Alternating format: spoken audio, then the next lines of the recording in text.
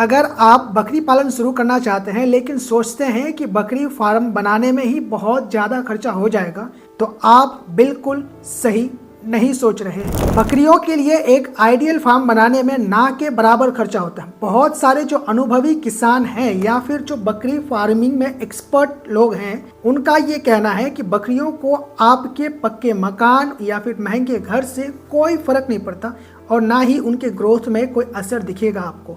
इसीलिए इनका फार्म ना के बराबर खर्च में एकदम सस्ते में बनाया जा सकता है। आज के इस छोटे से वीडियो में मैं आपको बताऊंगा कि कैसे आप सिर्फ बांस, टिन की चादर और जाली का इस्तेमाल करके कम से कम खर्च में बकरियों के लिए एक शानदार, मजबूत और टिकाऊ फार्म बना सकते हैं। जय हिंद दोस्तों, मेरा नाम है अब्दुल अजीज और आप देख रहे हैं अजीज पोल्ट्री बिहार। बिना देरी करते हुए वीडियो को स्टार्ट करते हैं और एक एक करके सब कुछ पूरी डिटेल जानकारी ग्रहण करते हैं। सबसे पहले बात करते हैं कि बकरियों के लिए शेड क्यों जरूरी है। ये अगर आप समझ गए तो आप कभी भी अपने दिमाग में ये लेके ही नहीं आएंगे कि बकरियों के लिए अच्छा या फिर पक्के का फार्म बनाना पड़ेगा, क्योंकि उसकी ज़रूरत ही नहीं है। तो बकरियों के लिए शेड क्यों जरूरी है, इसको अगर समझते हैं तो सबसे पहले बकरियों को बारिश से बचाने के लिए आपको शेड बनवाना पड़ेगा। दूसरा चीज़ है, उनको ठंड से बचाना है, धूप से बचाना है और गंदगी और बीमारी से बचाने के लिए फार्म बनाना जरूरी है। अगर बकरी ज़मीन पर खुले जगह पर रहती है तो मरने की खतरा बढ़ जाती है और निमोनिया जैसी खतरनाक गैस ज़्यादा बनेंगी, जिससे कि बीमारियां बहुत ज़्यादा होंगी और तो और उनके पैर की जो बीमारी होगी वो बहुत जल्दी हो जाएगी, जिससे कि बकरियां मर सकती है। इसीलिए साफ और सूखा और सबसे इम्पोर्टेंट हवादार शेड बनाना बहुत ज़्यादा ज़रूरी है और हमें सिर्फ इन्हीं बातों का ध्यान रख करके फार्म बनाना है कम से कम निवेश में। अब बात करते हैं फार्म डिज़ाइन की। लो कॉस्ट बकरी शेड, इसका मतलब ये नहीं कि फार्म बिल्कुल भी कमज़ोर हो। देखिए, ज़मीन से आपको कम से कम 2 या फिर 3 फीट ऊंचा बनाना है आसपास के ज़मीन से। इसके लिए आप जहाँ पर फार्म बनाएंगे वहाँ पे मिट्टी भर सकते हैं। मिट्टी भर के 2-3 फीट ऊंचा कर लीजिए उस जगह को, या फिर आप दूसरा तरीका जो कि सस्ता पड़ेगा, आप फार्म को ही एलिवेटेड बना दीजिए, मतलब कि ऊपर उसकी सीलिंग बना दीजिए जहाँ पर बकरियां चर करके रहेंगी। खास तौर पर आपको इस बात का भी ध्यान देना है फार्म बनाते समय कि फार्म को चारों तरफ से बंद नहीं करना है। फार्म को इस तरीके से बनाना है कि उसके चारों तरफ से हवा आ जा सके। इससे फ़ायदे बहुत हैं। आपके फार्म में गंदगी, गैस वगैरह बहुत कम बनेंगी और अगर बनेंगी भी तो वो हवा के साथ बाहर निकल जाएंगे, जिससे कि आपके बकरियों में बीमारी नहीं फैलेगी। तो इस बात का आपको खास ध्यान रखना है। और अगर आप एलिवेटेड फार्म बना रहे हैं तो आपकी जो बकरियां गंदगी करेगी, गोबर करेंगी, वो तो डायरेक्ट नीचे आ जाएगा। लेकिन अगर एलिवेटेड फार्म नहीं बना रहे हैं तो उस केस में आपको हर दिन बकरी फार्म की अच्छे से सफाई करनी पड़ेगी। एलिवेटेड फार्म बनाने का एक यही फ़ायदा होता है कि उसमें साफ़ सफाई अगर आप 1 हफ्ता 2 हफ्ता नहीं भी करते हैं तो ऑटोमेटिक साफ रहता ही है। ऊपर है, ऊपर से नीचे उसके मलमूत्र गिरने का रास्ता रहता है, जिसके माध्यम से गंदगी नीचे गिर जाती है। अब फार्म के बारे में एक और इम्पोर्टेंट बात कर लेते हैं। अगर आप एलिवेटेड फार्म बनाते हैं यानी कि ज़मीन से उठा हुआ, तब तो आपको बहुत ज़्यादा दिक्कत नहीं होगा, क्योंकि आप उसकी जो फर्श होता है उसको लकड़ी का या फिर बांस के पट्टियों से बना सकते हैं जहां पर बकरियां चर करके रहेंगी। या फिर अगर आप नीचे ज़मीन पर ही बना रहे हैं तो उस केस में फार्म के अंदर कोई एक ऐसा स्थान बनाना पड़ेगा जहां पर बकरियां चर करके रात में बैठेंगी।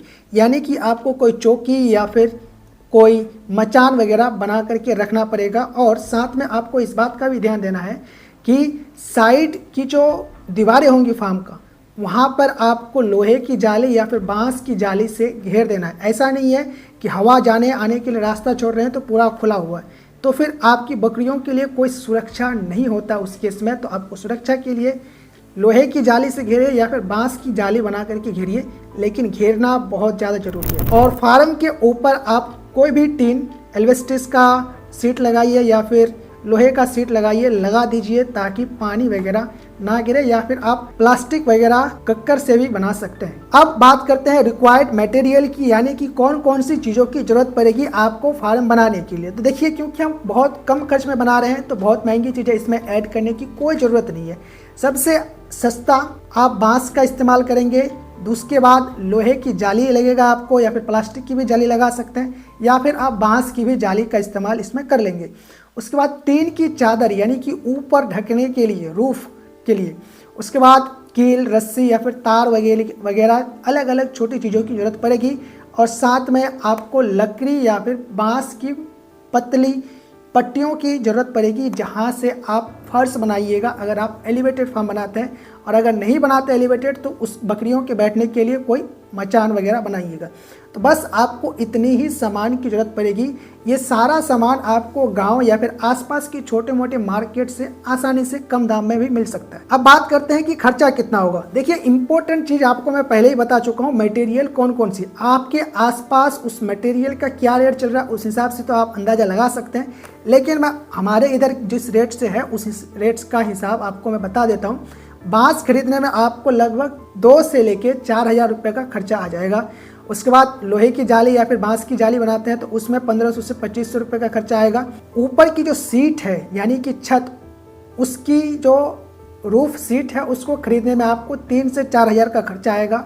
उसके बाद अलग से इधर उधर के आइटम्स खरीदने में 1,000 रुपये, और अगर आप खुद से बना लेते हैं तब तो बच जाएगा आपका खर्चा, मिस्त्री का खर्चा।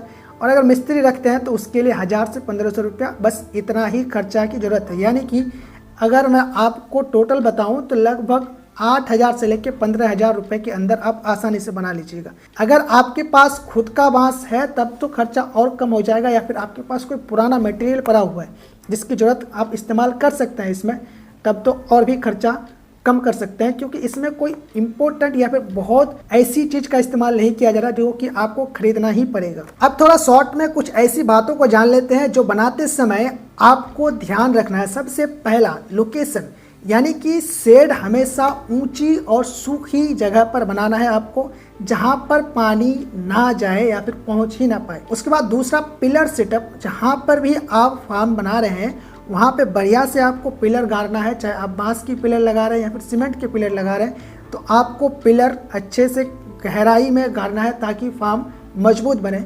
उसके बाद फ्लोर की बात करते हैं, जो फर्श बनाइएगा।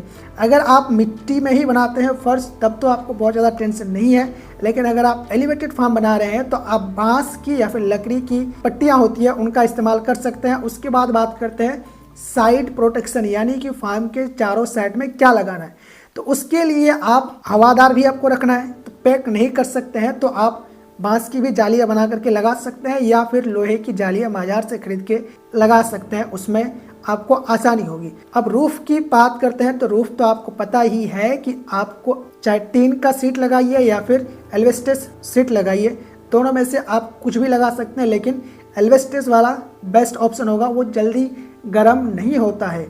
तो बस इन्हीं बातों का आपको ध्यान रखना है, इसके अलावा कुछ भी आपको ज़्यादा नहीं करनी है।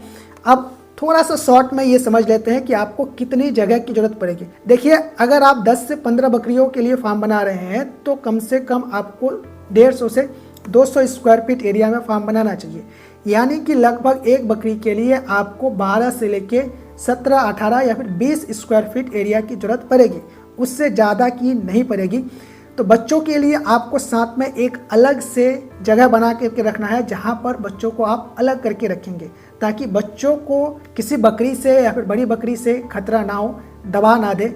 बस इन्हीं बातों का आपको ध्यान रखना है बस। उसके बाद आपको हर हफ्ते फार्म के अंदर चूना या फिर फिनाइल डालना है, छिड़कना है, जिससे कि बीमारियां नहीं फैलेंगी और बच्चों को ठंडी हवा से बचाना बहुत ज़्यादा ज़रूरी है। तो दोस्तों, आपने देखा है कि कम से कम निवेश में कैसे आप एक बकरी के लिए बढ़िया मजबूत फार्म बना सकते हैं। तो आज के इस वीडियो में बस इतना ही।